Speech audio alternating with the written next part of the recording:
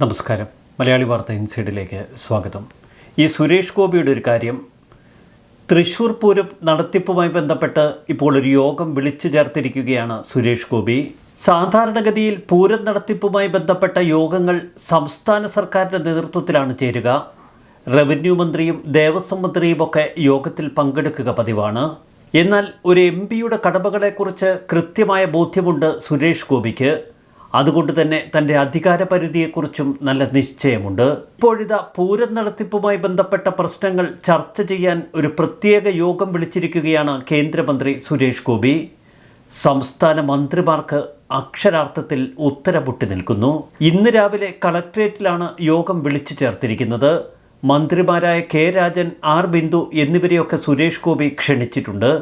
ജില്ലാ കളക്ടർ, പാറമേക്കാവ്, തിരുവമ്പാടി ദേവസ്വം പ്രതിനിധികൾ, പൂരവുമായി ബന്ധപ്പെട്ട മറ്റു ഭാരവാഹികൾ തുടങ്ങിയവരോടൊക്കെ പങ്കെടുക്കണമെന്ന് സുരേഷ് ഗോപി ആവശ്യപ്പെട്ടു.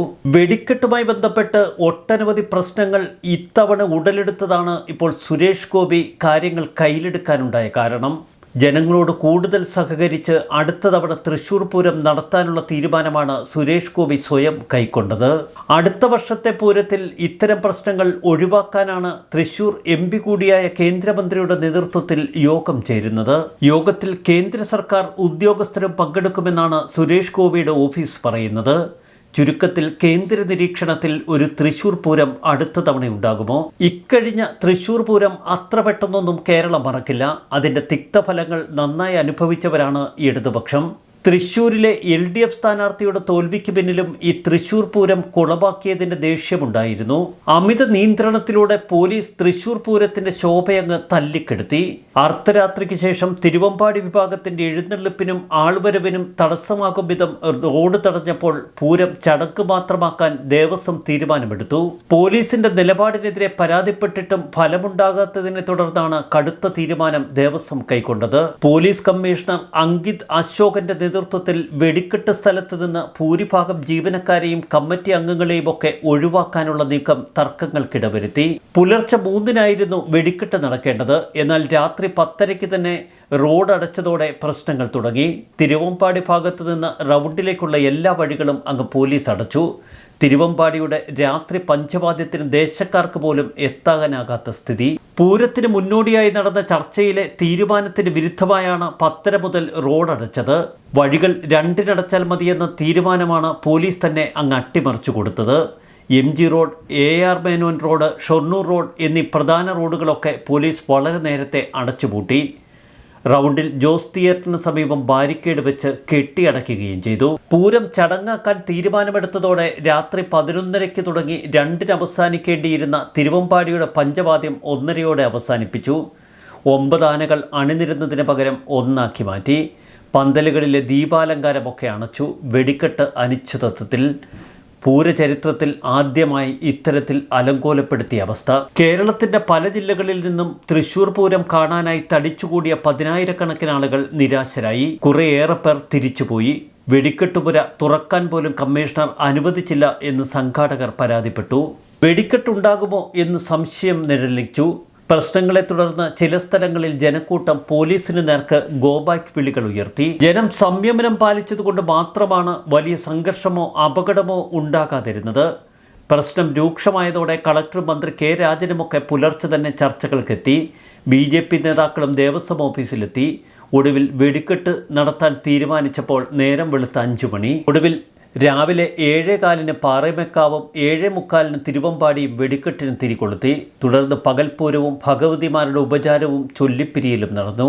പൂരം വെടിക്കെട്ട് വൈകാനിടയായ സംഭവത്തിൽ ഗൂഢാലോചന നടന്നുവെന്ന ആരോപണമാണ് പിന്നീട് LDF ഉയർത്തിയത്. ഒടുവിൽ കമ്മീഷണർക്കെതിരെ LDF-ഉം ഭരണവിഭാഗവും ഒക്കെ തിരിഞ്ഞു. അക്ഷൽ മുഖ്യമന്ത്രിക്ക് പോലും കമ്മീഷണർക്കെതിരെ വടിയെടുക്കേണ്ടി വന്നു.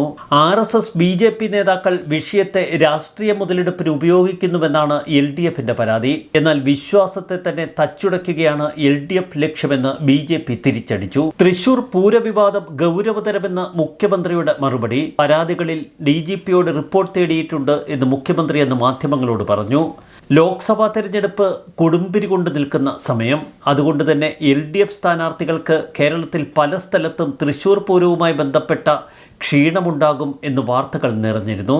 തൃശ്ശൂർ പൂരത്തിന് ആചാരങ്ങൾ അറിയാത്ത പോലീസുകാർ ഡ്യൂട്ടിക്കെത്തുന്നതാണ് പ്രശ്നങ്ങൾക്ക് കാരണമെന്ന് തൃശ്ശൂരിലെ LDF സ്ഥാനാർത്ഥി VS സുനിൽകുമാർ ആരോപണമുന്നയിച്ചു. വരും കാലങ്ങളിൽ അനുഭവ സമ്പത്തുള്ള ഉദ്യോഗസ്ഥരെ ഡ്യൂട്ടിക്ക് ചുമതലപ്പെടുത്തുമെന്നൊക്കെ VS സുനിൽകുമാർ പറഞ്ഞു നോക്കി. പൂരത്തിനെതിരെ പ്രത്യേക NGOകളുടെ നേതൃത്വത്തിൽ പ്രത്യേക ലോബി പ്രവർത്തിക്കുന്നുണ്ടെന്നും മന്ത്രിയുടെ ആരോപണം. പൂരത്തിനിടയിലെ പോലീസ് നടപടിയിൽ ജില്ലയിൽ നിന്നുള്ള മന്ത്രി K രാജൻ മുഖ്യമന്ത്രിയെ ഫോണിൽ ബന്ധപ്പെട്ട് അതൃപ്തി അറിയിച്ചു. തെരഞ്ഞെടുപ്പ് കാലമായതുകൊണ്ട് പോലീസ് കമ്മീഷണർക്കെതിരെ നടപടിയെടുക്കാൻ കഴിയാത്ത അവസ്ഥ മുഖ്യമന്ത്രിക്ക്. എന്നാൽ പോലീസ് കമ്മീഷണർ അങ്കിത് അശോകിനെതിരെ അന്വേഷണം നടത്തണമെന്നാവശ്യപ്പെട്ട് UDFും LDFും ഒക്കെ രംഗത്തെത്തി. പൂരം പ്രതിസന്ധിയിലാക്കിയതിന് പിന്നിൽ ഗൂഢാലോചനയുണ്ടെന്ന് സംശയിക്കുന്നതായി LDF സ്ഥാനാർത്ഥി. ആനകൾക്ക് പട്ടയും സ്പെഷ്യൽ കുടയുമായി എത്തിയവർക്ക് നേരെയും അങ്കിത് അശോക് കയർക്കുന്നതിൻ്റെ ദൃശ്യങ്ങൾ തൊട്ടുപിന്നാലെ സമൂഹ മാധ്യമങ്ങളിൽ വൈറലായി. തൃശ്ശൂർ പൂരം കുളമാക്കിയതിൻ്റെ കലിപ്പ് അങ്ങനെ ജനങ്ങൾ LDF സ്ഥാനാർത്ഥിയുടെ നേർക്ക് തീർത്തു. സുരേഷ് ഗോപിയുടെ വിജയത്തിന് പിന്നിൽ അട്ടിമറിയുണ്ട് എന്ന് UDF ആരോപണമുന്നയിക്കുന്നതിൽ വരെ എത്തി കാര്യങ്ങൾ. ഏറ്റവും ഒടുവിലിത സുരേഷ് ഗോപി നേരിട്ട് ആ തൃശ്ശൂർ പൂരം ഏറ്റെടുക്കുന്ന കാഴ്ച. ഭരണാധികാരികളും മന്ത്രിമാർക്കുമൊക്കെ ഒരക്ഷരം ഉരിയാടാൻ കഴിയില്ല. കാരണം ഇക്കഴിഞ്ഞ തൃശ്ശൂർ പൂരം കുളമാക്കിയതിൻ്റെ ക്ഷീണം ഇപ്പോഴും LDFിൻ്റെ തലയിൽ തന്നെ. സുരേഷ് ഗോപി എന്ന കേന്ദ്രമന്ത്രി അങ്ങനെ കളം കയ്യിലെടുത്ത് തൃശ്ശൂർ പൂരം സ്വന്തമാക്കുന്ന കാഴ്ചയാണ് നമുക്ക് മുന്നിൽ. ജനങ്ങളെ ഒപ്പം നിർത്തി ഇക്കുറി തൃശ്ശൂർ പൂരം അക്ഷരാർത്ഥത്തിൽ നെഞ്ചേറ്റുമെന്നാണ് സുരേഷ് ഗോപിയുടെ പ്രഖ്യാപനം. കാത്തിരുന്ന് കാണാം. ന്യൂസ് ഡെസ്ക് മലയാളി വാർത്ത ഇൻസൈഡ്.